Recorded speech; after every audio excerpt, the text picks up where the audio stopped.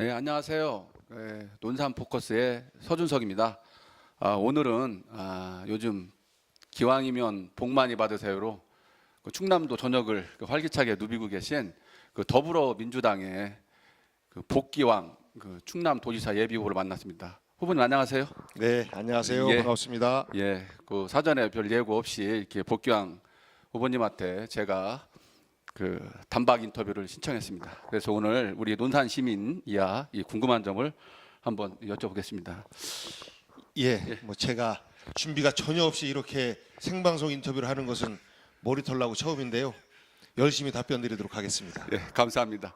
먼저 이제 후보에 나오시자마자 아주 담대하고 웅장한 공약을 하나 내세웠습니다. 한중 해저 터널 문제인데요. 한간에 이제 이걸 문제를 물어보면 와, 굉장히 지금 스케일도 크고 지사로서 진짜 웅대한 그런 공약이 나가는 반면에 또 한동자는 저게 과연 가능하겠는가라는 의문을 품은 이런 또 분들도 계세요. 이 공약에 대해서 먼저 좀 한 말씀 부탁드리겠습니다. 예, 충청남 도지사는 우리 충청남 도의 미래뿐만 아니라 대한민국의 미래까지도 함께 걱정하는 그 과정 속에서 문재인 대통령의 국정과제를 풀어나가는 파트너로서의 자세와 그런 볼 수 있는 시야가 필요하다고 생각합니다. 그렇게 볼 때 충청남도의 비전은 곧 대한민국의 비전이어야 되는 것이고, 우리 구분영 천안시장께서 처음 지역공약으로 제시한 동서횡단철도, 이것을 대통령께서 공약으로 채택을 하셨어요. 그런데 이 동서횡단철도만 두고 볼 때는 경제성과 효율성 면에서 조금 아깝다, 이런 생각이 들어서 여기에 더 얹힐 수 있는 것이 무엇이 있을까라는 고민을 하면서, 그러면 서산 대산항에서부터 중국의 위하이까지 철도를 연결하면 중국과 우리 한국의 물류를 획기적으로 개선하면서 동시에 중국으로부터는 울진까지가 동서횡단철도의 종착점인데, 울진을 통해서 유럽과 태평양 시장을 연결하는, 결국은 대한민국은 중국 대륙을 가까이 두고 중국 대륙은 우리 대한민국을 통해서 태평양 시장을 볼 수 있는, 그러니까 태평양과 중국의 물류 허브의 중심이 우리 대한민국이 되지 않겠느냐. 그것을 통해서 동서횡단철도의 효율성도 훨씬 더 높여내는 이런 효과가 있지 않을까 해서 이 공약을 생각을 해냈고요. 너무 터무니없이 액수가 많이 들어가는 것 아니냐, 이런 걱정들을 하시는 것 충분히 이해가 되고, 하지만 해저 터널은 전문가 추산 약 120조 정도가 들어가는데, 이것을 양국이 반씩 하면 60조입니다.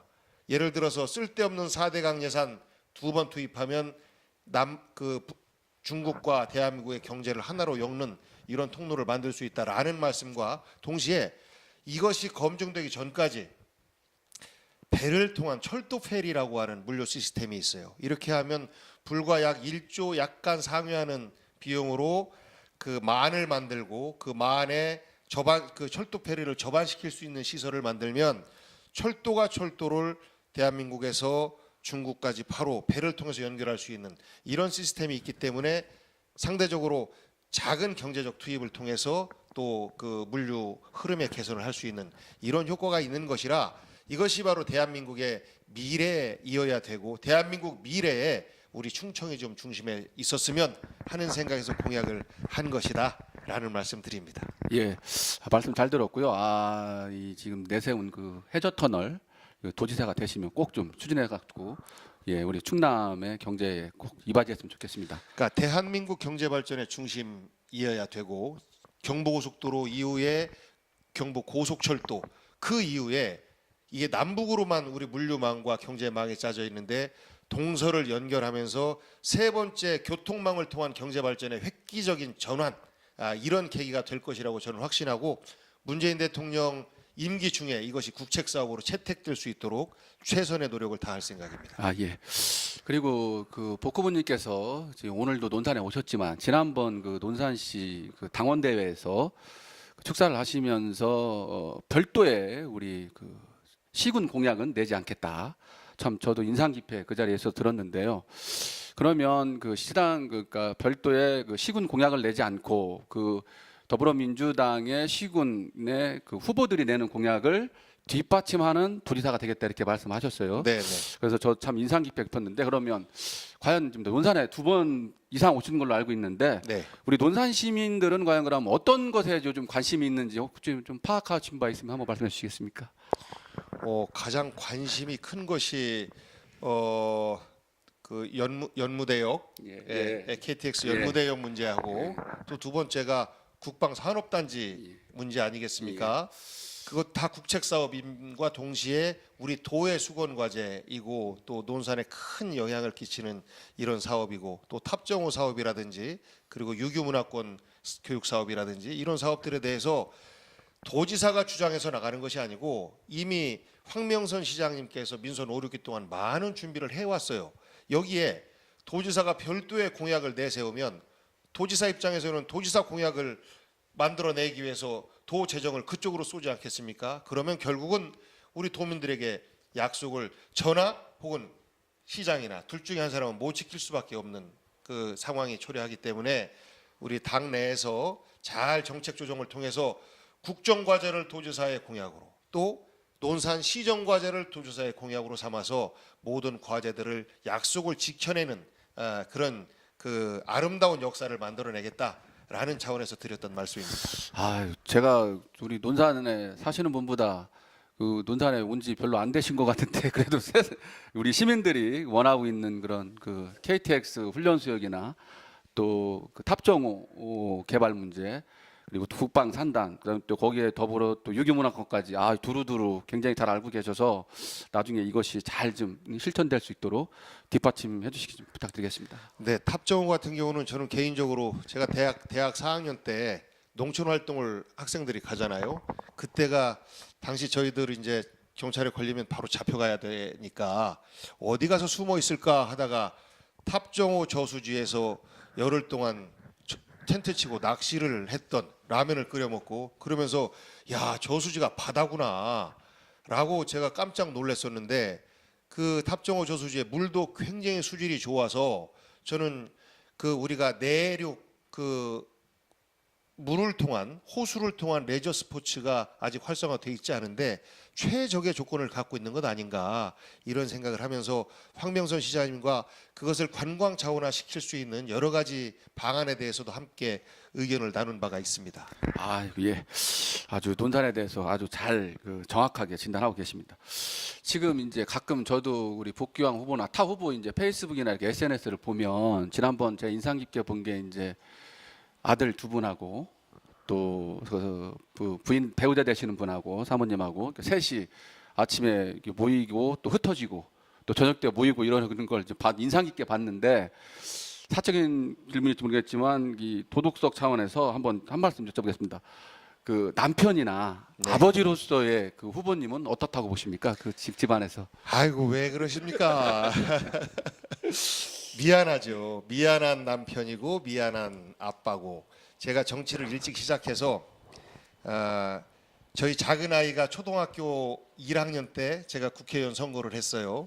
그러면서 아이랑 못 놀아주니까 아이가 아빠 국회의원 하지 마 하면서 저에게 때를 썼던 기억이 있는데 아이들 어렸을 때는 좋은 아빠이고 시간도 많이 보내고 했는데 이 정치를 하다 보니까 공적인 영역에 들어가는 시간이 너무 많고 해서 사실 부족하죠. 그런데 요즘엔 또 제가 도지사 선거를 준비하면서 제가 부족한 걸 알고 저희 아내와 아이들이 이번 도와드릴게요 그러면서 나서주는 것을 보고 저녁 때 가면 제가 너무 미안하고 고맙고 그러면서 가족에 대한 사랑이 뭉클뭉클하게 그 큰 녀석이 25인데 막 뽀뽀하고 싶고 그러면 아이 징그러워하지 마 이제 이렇게 하는데 정말 고맙게 생각하고 있습니다.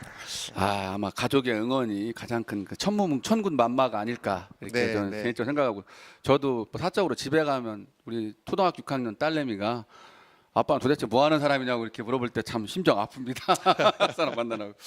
있을 때 잘해야 됩니다. 네, 고맙습니다. 그리고 이제 한번 그 후보 그 검증 문제에 대해서 한 말씀 드리겠습니다.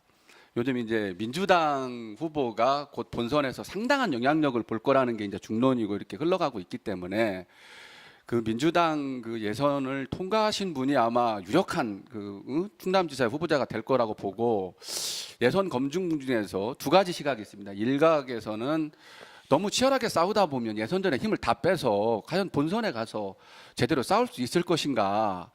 또 한 일축에서는 아니다. 정확하고 철저하게 검증을 해야 우리 본선 상대로서 그 자질과 능력을 인정받아서 이게 도민들한테 공감대를 얻어서 본선에서도 경쟁력이 나올 것이다. 이걸 가지고 무슨 뭐라 할까 뭐 흑색 선전이니 무슨 뭐를 그러니까 개인을 비하한다든지 뭐 이런 걸로 이렇게 치부해서는 안 되고 공정한 룰에 의해서 철저하게 검증해야 된다. 이런 그 두 가지 의견이 상충하는데 후보님은 어떤 생각을 가지고 계십니까? 이 후보자 검증 문제에 대해서. 결국은 이제 애정을 갖고 계신 분들의 우려이신 건데요. 검증을 안 하려면 예선전을 뭐하러 치릅니까? 예선전이라고 하는 것은 대표 선수로 뽑히기 위해서 권투 경기를 예를 들면 우리 대한민국의 국가대표를 뽑는데 우리 둘이 게임을 하면서 다치면 안 되니까 살살해. 점수는 우리가 알아서 줄게. 이런 거 아니겠어요? 그러면 그 예선전이 흥행이 되겠습니까? 제대로 된 대표가 뽑히겠습니까?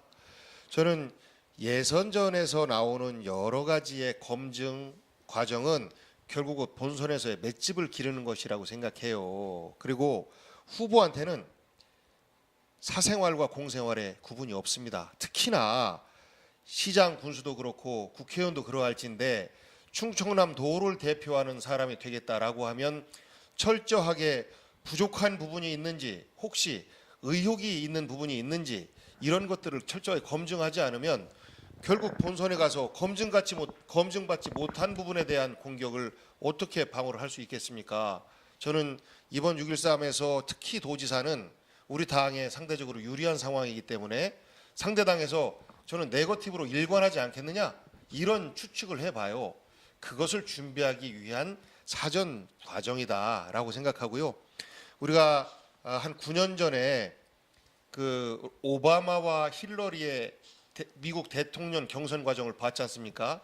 누가 이길지 모르는 정말 그 피말리는 과정에서 서로 굉장한 공격까지 주고받고 하면서 큰일 났다. 잘못되는 거 아니냐라고 우려를 했지만 결국은 결과에 승복을 하면서 힐러리가 오바마의 선거를 도와주고 또 국정 운영 과정에 참여하고 하다 보니까 성공적인 그 재집권까지 하게 되는 결과를 만들어냈는데 저는 이번에 사실상 예선이 본선이다라고 우리 도민들이나 언론 여러분께도 말씀하시는데 정말 본선 같은 예선을 치르지 않으면 정작 본선에 가서 준비되지 않은 부분에 대한 공격에 대해서 대응할 수가 없게 된다라는 차원에서 저는 철저하게 그 서로를 확인시켜주는 예선 과정이어야 된다라는 생각을 가지고 있습니다. 예, 지난번 그 지금 복귀한 후보 말씀 들으니까요. 지난번 그 안희정 지사가 작년에 논산에 와서 이렇게 강연을 하면서 그런 얘기 한 적이 있습니다. 그 대통령 선거 그 후보자 그 이후죠. 선출 이후에 와서 아무리 치열하게 싸우더라도 서로 간에 돌아오지 갈 수 없는 그런 강은 건너지 말자. 저도 이제 치열하게 싸워서 또 서로 더 돈독해질 수 있는 그런 검증받는 후보가 좀 나왔으면 좋겠다 이렇게 한 말씀 드리겠습니다. 네, 그렇게 할 겁니다. 예. 네. 그리고 지금 오늘 지금 이제 페이스북 생중계 예고 없이 했는데요. 우리 논산 분들이 상당히 들어왔는데 일일이 소개 못해서 죄송합니다. 여기 지금 뭐 최설희 씨, 그다음에 김태광, 또 성경섭, 서원, 이면철님, 정선홍님, 장병일님, 한상경님 많은 분들 들어왔고요. 질문을 해주셨으면 제가 질문을 딱 한번 드릴 건데 아직 질문은 없습니다. 그러면 이제 그 우리 지금 논산에 오늘도 아마 제가 보기에는 계룡시에 갔다가 아침에 인사드리고 또 논산으로 넘어오셔서 일정이 상당히 빡빡하게 되는데 평소 체력 관리는 어떻게 하십니까? 이 지금 아직 그 갈 길이 상당히 먼데. 아직은 제가 젊어서요. 네. 잘 먹고 끼니는 안 굶습니다. 그리고 뭐 저도 그렇지만 제가 바쁘고 마음이 급하다고 한 끼를 건너뛰면 저와 함께 다니는 사람도 밥을 못 먹지 않겠습니까? 그래서 저는 함께 다니는 사람들을 배려한다라는 핑계로 무슨 일이 있어도 끼니는 챙겨 먹는다. 그리고 저녁 때 술자리에서 한 잔 두 잔 주시는 술을 지지의 뜻으로 알고 감사히 받아 먹는다. 이러면서 죽을 힘을 다해서 버티고 있습니다. 아이고 예. 몸쪼록 이제 건강이 제일 중요하니까 건강 잘 챙기시고요. 그리고 마지막으로 우리 이제 13만 논산 시민한테 우리 복귀왕 후보에 한번 출마의 변이나 또 하고 싶은 말씀 있으면 한 말씀 해주십시오. 예, 제가 아산시장으로 8년 동안 일해 왔습니다. 그리고 17대 국회에서 여당의 최연소 국회의원으로 일해 본 경험도 있습니다. 올해 복귀왕이 왜 도지사가 되려고 하느냐? 저는 다른 이유 없습니다. 하나는 안희정 도지사께서 훌륭하게 열어놓은 충남의 민주도정에 어떤 세간살이를 들여놓을까, 이것을 해야 되는데 철학과 가치가 통해야 됩니다. 그 세간살이는 무엇이어야 되냐면 바로 시군을 위해서 일할 수 있는 세간살이들을 충청남 도정에 갖다 놔야 됩니다. 논산시장께 더 많은 권한을 줄 수 있는 도지사이어야 됩니다. 결국 우리가 2018년은 개헌을 통해서 분권 대한민국을 만들자, 연방제에 준한 분권 국가를 만들자, 이렇게 이야기하는데 분권, 권한을 나누는 그 종착점은 시와 군입니다. 시장에게, 군수에게 더 많은 권한을 갖다 드리고 그것을 보필하는 광역 행정을 만들고 싶은 것이 저의 소망입니다. 이것이 바로 시대 정신이고, 분권이라고 하는 것 그 말처럼 대통령의 권한을 도지사가 가져오고 도지사의 권한을 시장 군수에게 나눠주면 결국은 대통령의 권한이 시장 군수에게 가는 것이라, 대통령 만나는 건 어렵지만 시장 군수 만나는 건 쉬운 거 아니겠습니까? 결국은 우리 주권자들의 권리가 높아지는 겁니다. 저는 그것을 우리 충남 도정에서 만들어 보고 싶습니다. 그 길에 우리 논산 시민 여러분과 함께 하면서 우리 논산시의 여러 가지 수건 사업, 논산시의 발전을 위해서 힘껏 뛰겠습니다. 예. 오늘 그 예고치 않은 이런 그 페이스북 라이브 그 인터뷰에 적극적으로 응해줘서 고맙고요. 그리고 다른 분은 몰라도 우리 복귀왕 후보님 만나면 꼭 그렇게 인사해야 될 것 같습니다. 기왕이면 복 많이 받으십시오. 저는 여기에다 기왕이면 왕복 받으십시오, 이렇게 인사드립니다. 고맙습니다. 예. 오늘 지금까지 그 우리 그 더불어민주당 그 충남 도지사 예비 후보 복귀왕 후보와 인터뷰 나눴습니다. 우리 페이스북 친구 여러분 정말 감사합니다. 이것으로 그 페이스북 인터뷰 마치겠습니다. 고맙습니다.